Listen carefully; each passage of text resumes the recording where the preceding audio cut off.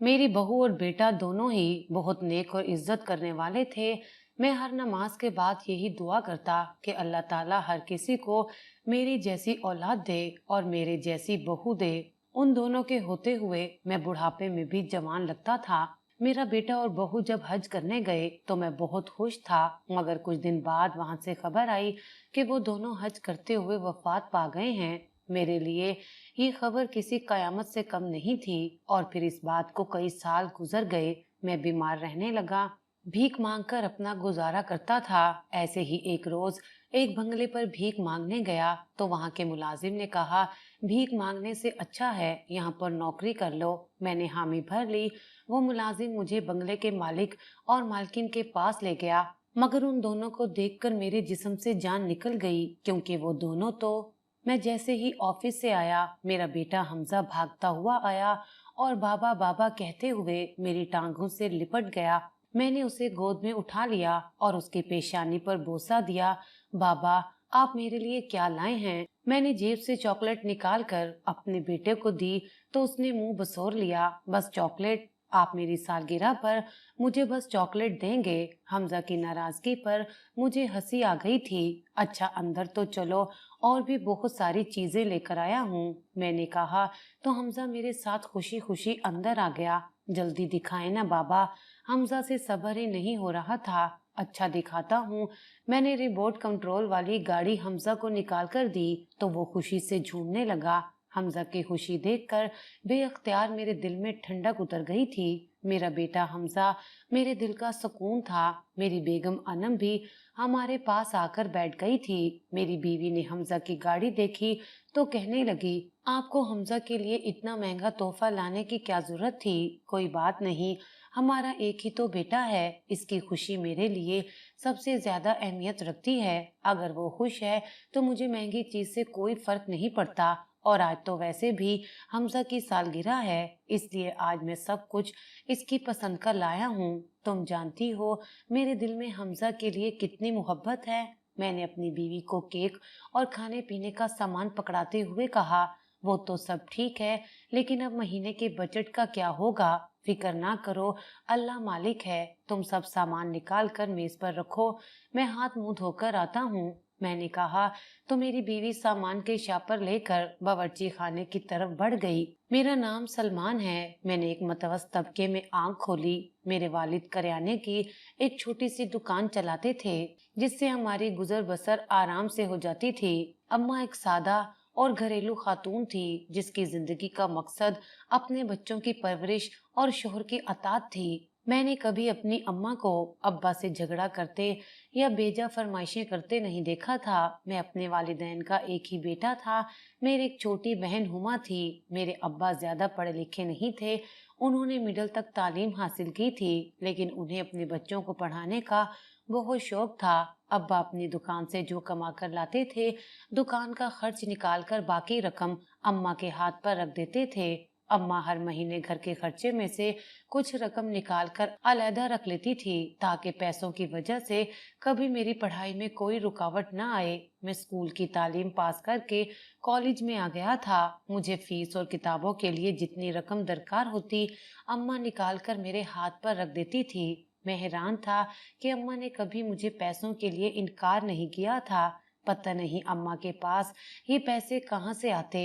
आखिर एक दिन मैंने अम्मा से पूछ ही लिया, अम्मा, मुझे जितनी रकम की जरूरत होती है आप फौरन मुहैया कर देती हैं, आखिर आपके पास मेरी जरूरत के मुताबिक पैसे कहाँ से आ जाते हैं? तब अम्मा ने मुस्कुराते हुए बताया था कि उन्होंने घर के अखराजात में से बचत कर करके मेरे और बहन के लिए अलहदा से कुछ रकम जमा कर रखी है, और वो मुझे उसी रकम में से पैसे देती हैं।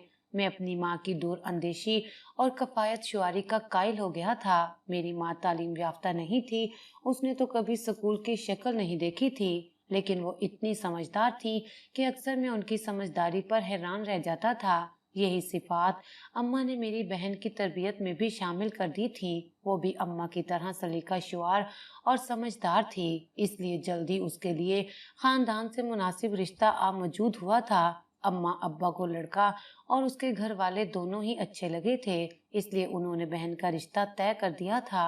अम्मा ने हुमा की जहेज की काफी तैयारियां मुकम्मल कर रखी थी, मगर कुछ रकम अब्बा के पास थी। यूं मुनासिब तरीके से हुमा की शादी हो गई थी और वो अपने घर की हो गई थी। हुमा की शादी के बाद अम्मा पुरसकून तो हो गई थी, लेकिन वो बहुत अकेली भी हो गई थी। अब्बा तो सुबह के गए रात को ही घर वापस आते थे। मैं भी यूनिवर्सिटी से आकर ज्यादातर अपनी पढ़ाई में ही मसरूफ रहता था। हुमा थी तो घर में हलचल मची रहती थी। उसकी बातों और हंसी से घर में जिंदगी का एहसास था। हुमा के जाने से तो हमारे घर की रौनक बिल्कुल ही खत्म हो गई थी और उसका सबसे ज्यादा असर अम्मा ने लिया था। वो काफी चुप चुप और उदास रहने लगी थी। अम्मा की सेहत भी अब पहले जैसी नहीं रहती थी। वो काफी कमजोर हो गई थी और उनके घुटनों में अक्सर दर्द रहता था। मेरी तालीम मुकम्मल हुई तो मैंने मुख्तलिफ जगहों पर मुलाजमत के लिए दरखास्तें जमा करवा दी थी। जल्दी मुझे एक प्राइवेट कंपनी में मुलाजमत मिल गई थी। अम्मा चाहती थी कि जल्दी मेरी शादी कर दे ताकि बहू के आने से घर की रौनक वापस आ सके। मुझे क्या इतराज हो सकता था? मैं तो अम्मा की मर्जी में खुश था। इस तरह अनम मेरी जिंदगी में आ गई थी। अनम हमारे ही खानदान से थी। वो पढ़ी लिखी और सुलझी हुई शख्सियत की मालिक थी और काफी जिंदा दिल और हंसमुख थी। अनम एक अच्छी बीवी साबित हुई थी। उसने आते ही घर का सारा काम संभाल लिया था और अम्मा अब्बा का भी ख्याल रखती थी। मैं अनम के साथ अपनी जिंदगी से मुतमईन और खुश था। मैं चाहता था कि अब्बा अब दुकान पर जाना छोड़ दें और घर में बैठकर आराम करें। उन्होंने बहुत मेहनत कर ली थी, लेकिन अब्बा का कहना था कि वो औरतों की तरह घर में बैठकर क्या करेंगे, दुकान पर उनका दिल लगा रहता है। अब्बा ठीक ही कह रहे थे। अब्बा की दीगर दुकानदारों से दोस्ती भी थी और गपशप में उनका वक्त अच्छा गुजर जाता था, इसलिए मैंने भी ज्यादा इसरार नहीं किया था। मेरी शादी को 1 साल से जायद का अरसा गुजर चुका था, लेकिन अनम उम्मीद से नहीं हो सकी थी। शादी के पहले साल तो मैंने इतनी तवज्जो नहीं दी थी। अनम ने 1-2 बार बच्चे का जिक्र किया तो मैंने उसकी बात को ज्यादा अहमियत नहीं दी थी। हमारी शादी को वक्त ही कितना हुआ है जो तुम अभी से इतनी फिक्रमंद हो गई हो जाएंगे बच्चे भी, मैंने अनम को समझाया। लेकिन जब दूसरा साल भी गुजर गया तो मुझे तशवीश हुई थी। खानदान में मेरे आगे पीछे जितने लड़कों की शादी हुई थी वो साहिबे औलाद हो चुके थे। अब तो सबने मुझसे सवाल पूछने शुरू कर दिए थे कि बच्चे में इतनी देर क्यों। अनम को औलाद की बहुत ख्वाहिश थी। औलाद की ख्वाहिश तो मुझे भी थी, लेकिन मैं अनम के सामने इस बात का ज्यादा तज़किरा नहीं करता था और उसकी दिलजोई करने की कोशिश करता था। अम्मा अब्बा ने कभी अनम को औलाद की कमी का एहसास नहीं दिलाया था, लेकिन खानदान और रिश्तेदारों के चुभते सवालात और हमदर्दी में दिए गए मशवरों का हम दोनों को ही अक्सर सामना करना पड़ता था। मैं अनम को डॉक्टर के पास ले गया था। डॉक्टर ने अनम का मुकम्मल चेकअप किया था और हम दोनों के कुछ टेस्ट भी किए थे। टेस्ट की रिपोर्ट चेक करने के बाद डॉक्टर का कहना था कि हम दोनों में कोई मसला नहीं है। अल्लाह की तरफ से देर है, जब अल्लाह की मर्जी होगी औलाद हो जाएगी। आप दुआ करें। अनम तो दिन रात अल्लाह से यही दुआ करती रहती थी। मैंने अक्सर उसे नमाज में दुआ मांगते हुए रोते हुए देखा था। मेरी शादी को 5 साल का अरसा गुजर गया था। इस दौरान अब्बा का भी इंतकाल हो चुका था। वो मेरी औलाद को अपनी गोद में खिलाने की हसरत लेकर दुनिया से गुजर गए थे।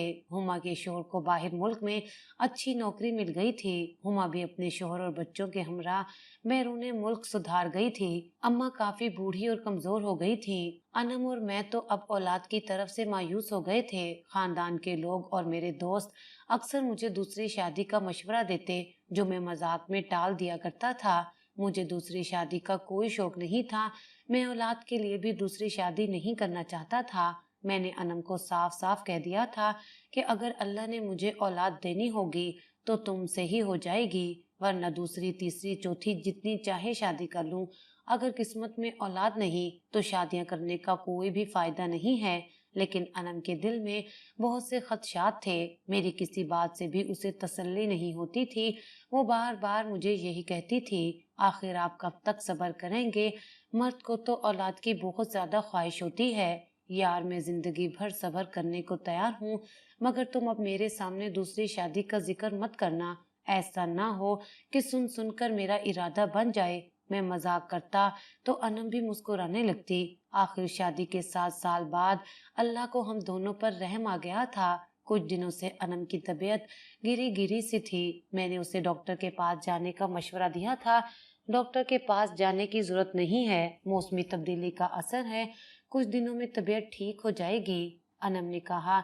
तो मैंने भी ज्यादा तवज्जो नहीं दी, लेकिन कुछ दिनों के बाद अनम की तबीयत मजीद खराब हो गई थी। उसको कमजोरी के साथ साथ चक्कर भी आने लगे थे। मैं जबरदस्ती अनम को डॉक्टर के पास ले गया था। डॉक्टर ने अनम का अल्ट्रासाउंड करने के बाद उसको उम्मीद से होने की खुशखबरी सुनाई थी। मुझे और अनम को तो डॉक्टर की बात पर यकीन ही नहीं आ रहा था। मैं हक्का बक्का डॉक्टर की शक्ल देख रहा था। क्या ये सच है? डॉक्टर से अनम ने लरजती आवाज में पूछा। जी हाँ, बिल्कुल सच है, डॉक्टर ने मुस्कुराकर जवाब दिया। तो मेरी आंखों में आंसू आ गए थे। अनम तो ज़ारो कतार रो रही थी। हम दोनों की खुशी की इंतहा नहीं थी। मेरा बस चलता तो चीख चीख कर पूरी दुनिया को बता देता कि मैं बाप बनने वाला हूँ। डॉक्टर ने अनम को एहतियात का मशवरा दिया था। अम्मा ने इस दौरान अनम का बहुत ख्याल रखा था। 9 माह बाद अल्लाह ताला ने मुझे खूबसूरत से बेटे से नवाजा था। मैंने अपने बेटे का नाम हमजा रखा था। जब हमजा का नन्हा सा वजूद मेरी गोद में आया तो मेरे दिल में उसके लिए मोहब्बत का एक तूफान था। मैं घंटों बैठा उसे तकता रहता था। आज मुझे समझ आया था कि औलाद की मोहब्बत क्या होती है। सुना था कि माँ अपनी औलाद से बाप से ज्यादा मोहब्बत करती है, लेकिन हमजा की मोहब्बत में तो मैंने अनम की ममता को भी मात दे दी थी। हमजा रात को रोता तो मैं रात रात भर उसे गोद में लिए टहलता रहता था। उसकी तबीयत खराब होती तो मेरी जान पर बनाती थी। अनम मेरी हरकतों पर हंसती थी। आप तो कहते थे कि आपको औलाद की ख्वाहिश नहीं है। मैं तो जानता ही नहीं था कि औलाद की मोहब्बत क्या होती है और मैं किस नेमत से महरूम था। हमजा की पैदाइश के बाद मैं इस जज्बे से पहली बार आशना हुआ था। हमजा बड़ा हुआ तो मैंने उसे शहर के सबसे अच्छे स्कूल में दाखिल करवाया था। अनम ने इतराज भी किया था कि स्कूल की फीस बहुत ज्यादा है और फिर दीगर अखराजात भी हैं, लेकिन मैंने कहा था कि हमजा हमारा इकलौता बेटा है, इसकी बेहतरीन तालीम मेरी अव्वलीन तरजीह है। हमजा ने भी मुझे कभी मायूस नहीं किया था। वो बहुत ज़हीन था और पढ़ाई में हमेशा अच्छे नंबरों से कामयाब होता था।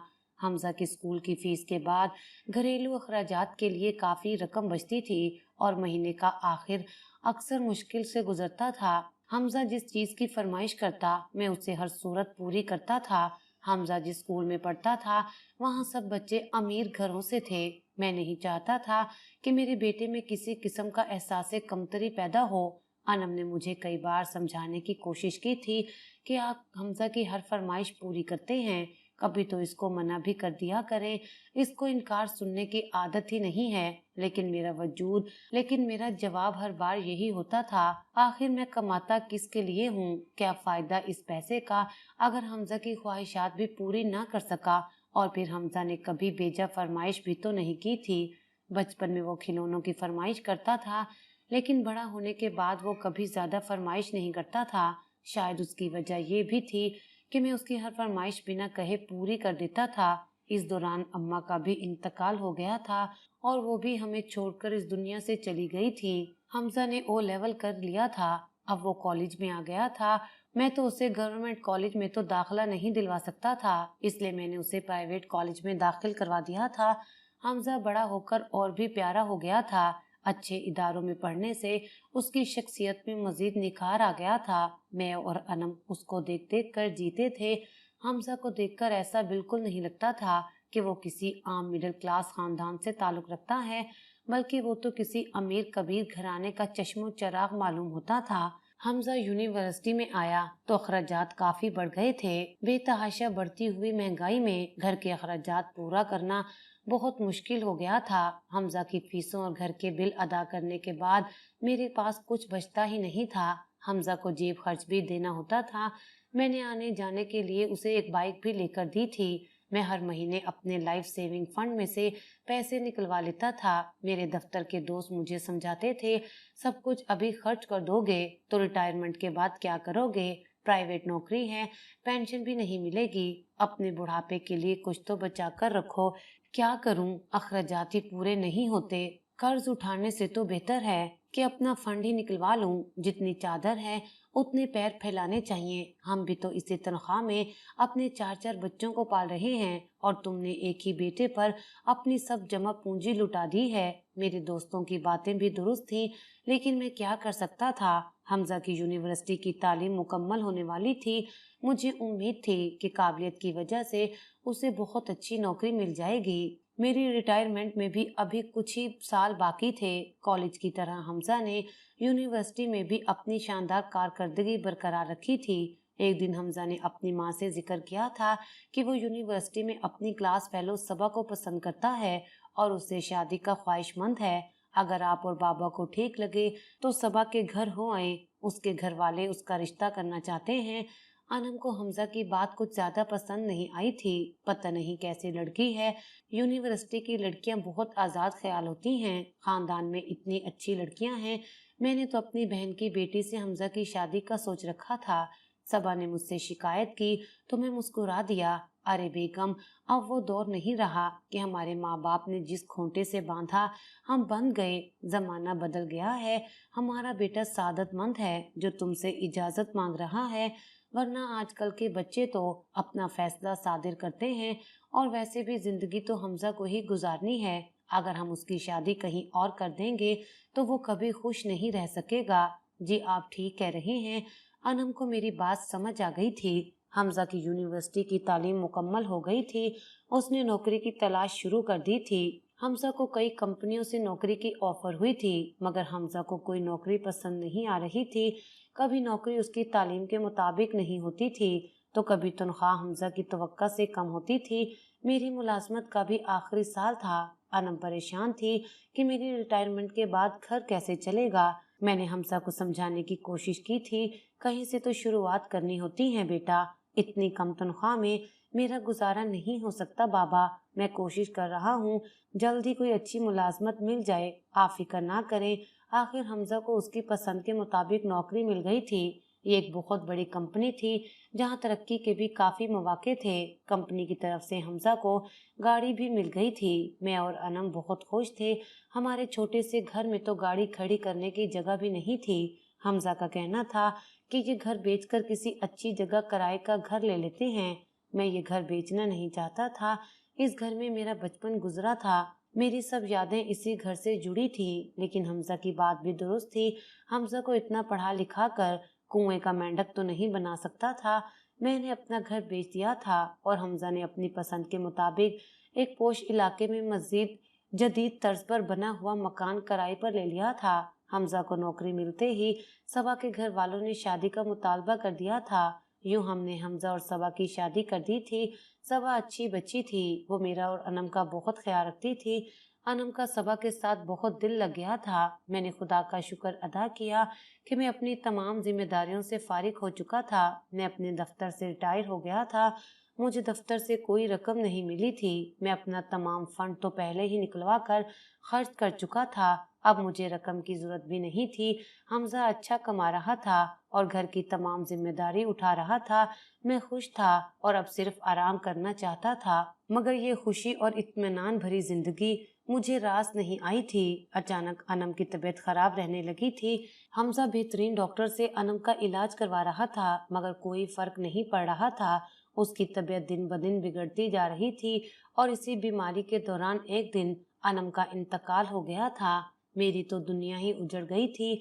अनम एक बेहतरीन रफीके हयात और मेरी दुख सुख की साथी थी। उसने जिंदगी में काफी तंगी बर्दाश्त की थी और बहुत सी कुर्बानियां दी थी, और जब अच्छा वक्त आया तो वो मुझे छोड़कर हमेशा के लिए चली गई थी। अनम की वफात ने मुझे बहुत गमजदा और उदास कर दिया था। मैं हर वक्त अनम को याद करता रहता था। हमजा भी माँ के इंतकाल से बहुत उदास था। वो बार बार माँ को याद करता था। रफ्ता रफ्ता हमजा तो इस गम को किसी हद तक फरामोश कर चुका था, मगर अनम को भुलाना मेरे बस की बात नहीं थी। उम्र के इस हिस्से में मुझे उसकी सबसे ज्यादा जरूरत थी। मैं बिल्कुल तन्हा और अकेला रह गया था।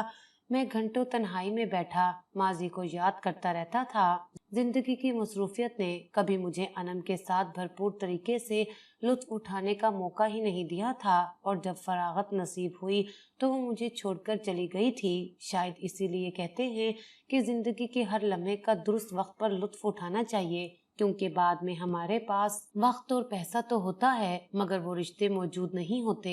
मेरे साथ भी यही हुआ था। जब मेरे पास अनम के साथ गुजारने के लिए बहुत सा वक्त था तो वो मुझे छोड़कर चली गई। हमजा और उसकी बीवी मेरा बहुत ख्याल रखते थे और मेरी दिलजोई करने की हर मुमकिन कोशिश करते थे, मगर वो अनम का नेमुल बदल तो नहीं हो सकते थे। हमजा तो सारा दिन दफ्तर में सर खपा कर रात को ही वापिस आता था।